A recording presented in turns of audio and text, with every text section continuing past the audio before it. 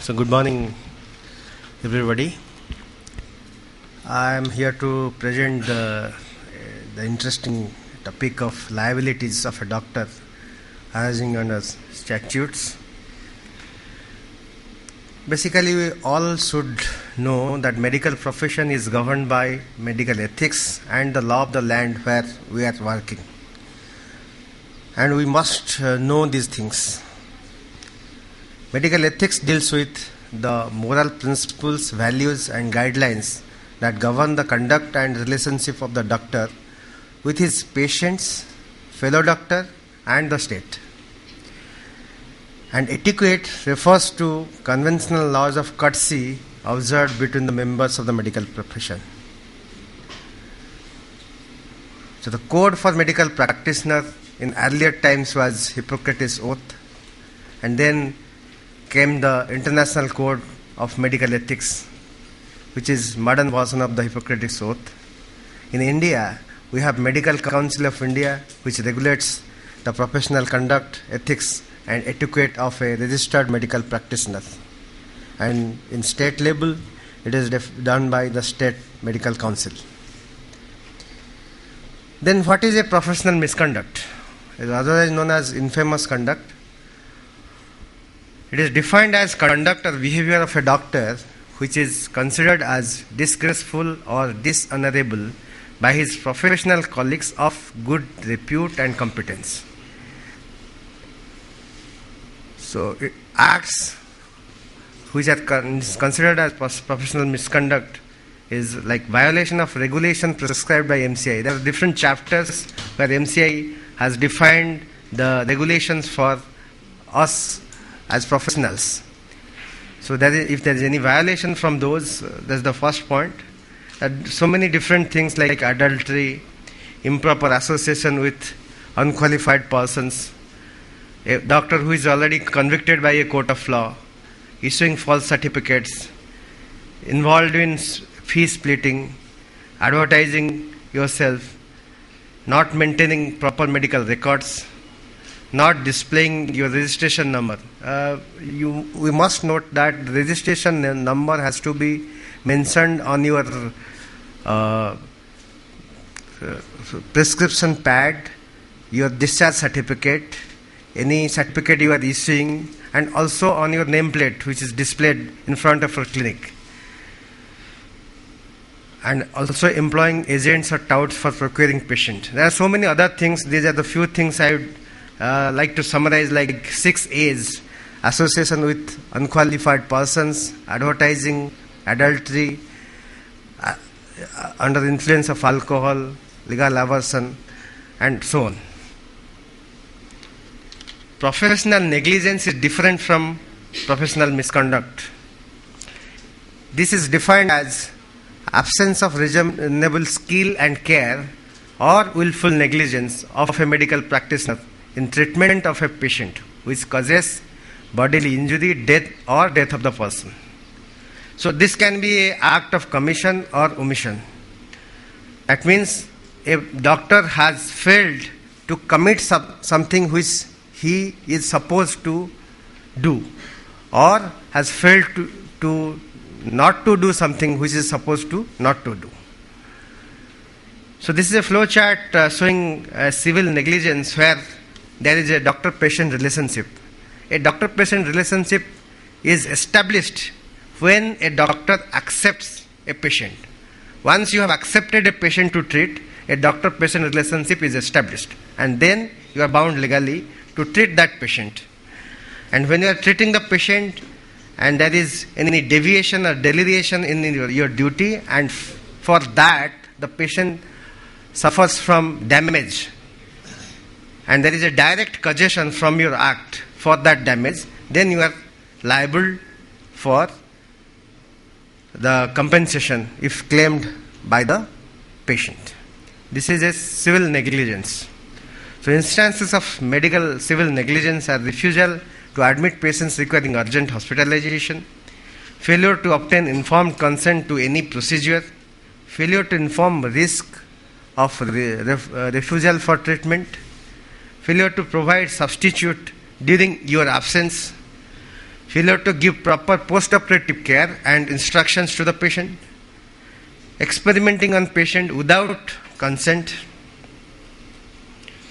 But criminal negligence is different from civil negligence. We all should be very careful to avoid criminal negligence cases.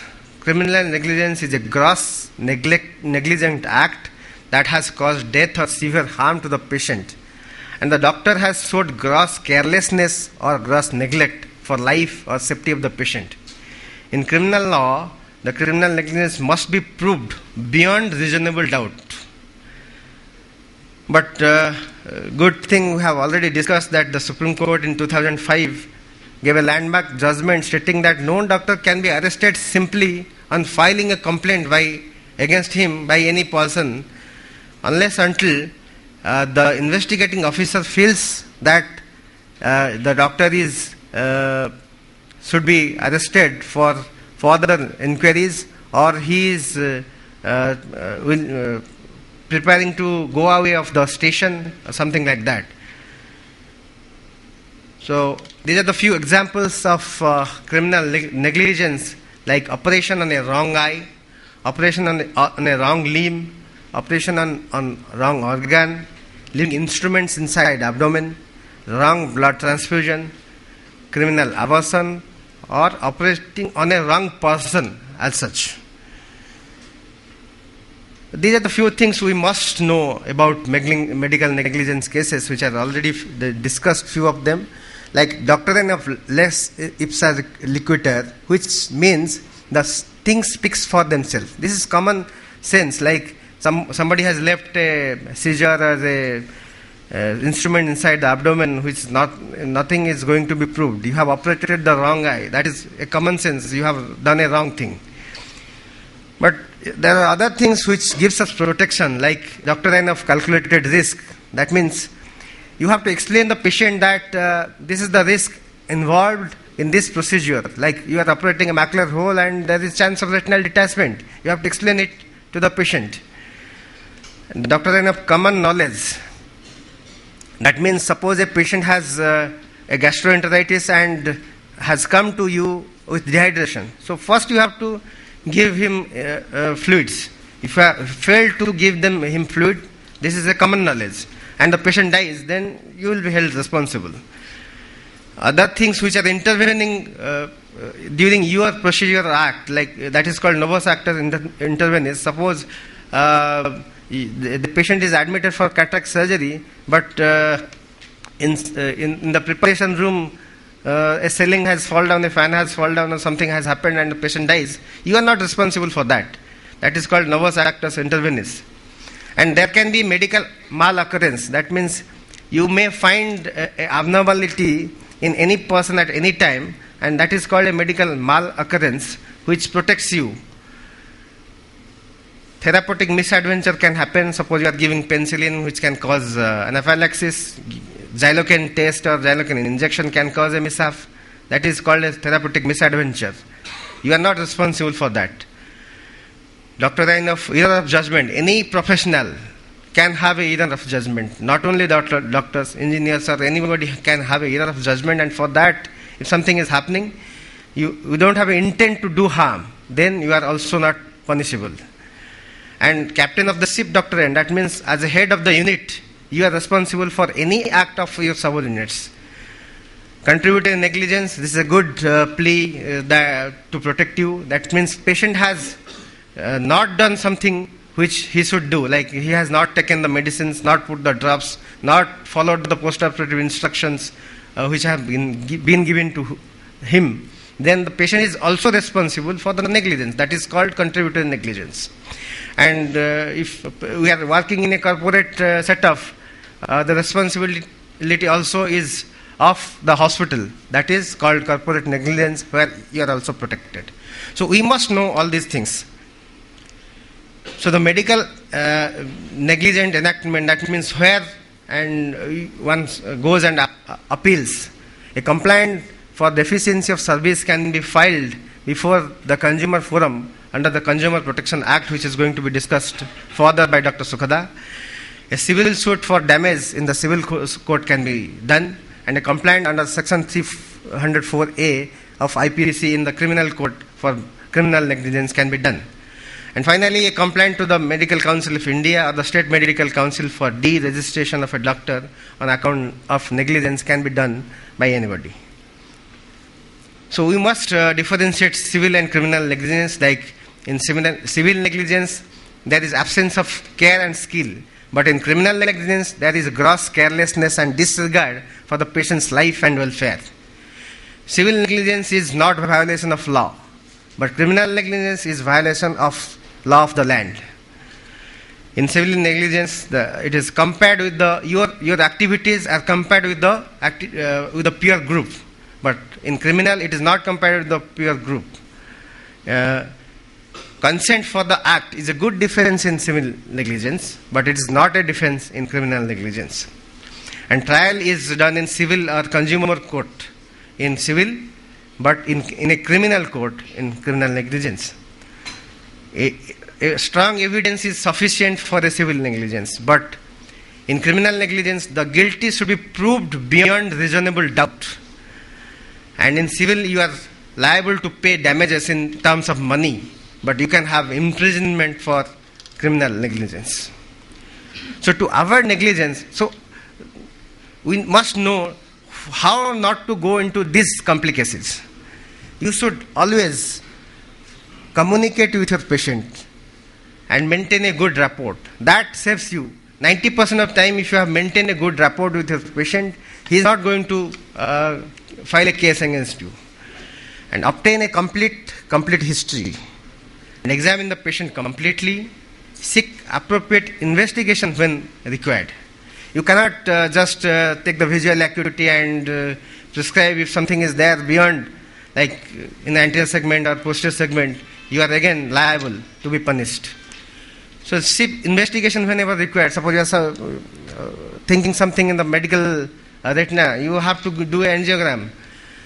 And after doing all these things, apply reasonable skill and knowledge to treat the patient. Reasonable skill and knowledge. You are not expected to have the highest level of skill and knowledge, but you should have the reasonable skill and knowledge to treat that patient. And do not guarantee anything. Even in cataract surgery, I would like to tell, do not guarantee anything. Maintain adequate, legible and signed medical record. I would like to tell this is the best defense of adequate, legible and assured. 90% of the time you are safe. So I think we have already differentiated what is professional negligence and infamous conduct. This professional negligence is most of the time tried in courts, but infamous conduct is dealt with Medical Council of India. The duty of doctors towards each other is most important, where a doctor should behave towards his colleagues in a way which he would like to have from them. And a doctor must not intense away from the patient from his colleagues, and must observe principles of Geneva Declaration approved by World Medical Association.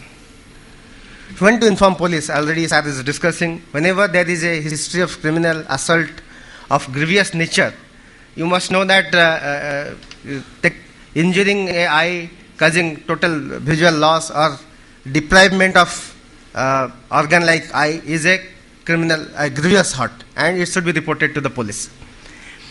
And if the death of the patient occurs within 24 hours from the admission into the hospital, where the cause of death cannot be certified, or during surgical or interventional procedure the death occurs, it has to be informed to the police. And also he has mentioned that it has to be the post-mortem examination has to be done. We have to mention that. Now come to the Medical Council of India Act 1956, which has defined so many things which the Indian Medical Association does, including recognition of the medical qualification, recognition of foreign medical qualification, maintenance of the register, medical education, disciplinary control, which is, we must know what disciplinary control Medical Council of India has if we are deviating from the medical etiquette or ethics or not obeying the law of the country. It also acts as an appellate tribunal and maintains Indian pharmacopoeia. So when disciplinary action by the Medical Council of India can be taken? If there is a professional misconduct, which already you have discussed, if there is a medical negligence, and if there is absence from duty, whether you are working in a peripheral medical center or a medical college, if you are absent from duty, reported 2 times by your superior authorities, Medical Council of India can take disciplinary action. And in any situation other than these are deemed fit necessary by the Medical Council of India or State Medical Council. So you can have a suspension of your professional work, or you can have penal erasure depending upon the amount of negligence you have done or a professional misconduct you have done. Any complaint can be done to the Registrar of the State Medical Council, which they forward to the President of Medical Council of India. They form a special subcommittee and the doctor is called for interview, that is called inquiry process. And after the inquiry process is started, the case is referred to the Disciplinary Committee of Indian Medical Council. And after thorough investigation, they either give you acquittal or they can order for a temporary suspension of your registration, or they can go for total penal erasure. So let us be aware of these things and act accordingly. Definitely together we can make a difference to avoid these kind of situations. Thank you.